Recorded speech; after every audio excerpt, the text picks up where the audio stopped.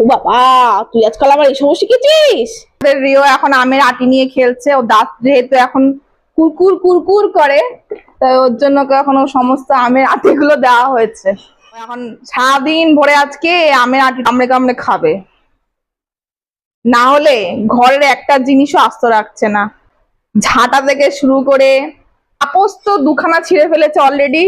এই যে বাথরুমের ব্রাশ নিয়ে চলে এসেছে, নাইটি গুলো মায়ের একটা ছিঁড়ে ফেলেছে অলরেডি। এই যে একটা পার্সেল এসছে, ঘরের মধ্যে একটু আটকে রেখেছিলাম, পার্সেলের বক্স ছিঁড়ে খেয়ে ওষুধের শিশির ফেলে বিচ্ছিরি অবস্থা, কি কি যে জমিয়েছে ওখানে ওই জানে। এই যে সব ভেঙেছে চিবিয়ে চিবিয়ে। বাথরুমের ব্রাশ নিয়ে চলে এসেছে, আমি তো বুঝতে আমার মাথা খারাপ হয়ে গেছে, কারণ আমাকে সব স্নান করতে হবে। সারাদিন এটাকে খাবি, এটাকে আজকে খাবি খাবি। ও বাবা, তুই আজকাল আবার এসব শিখেছিস? ঘুঘু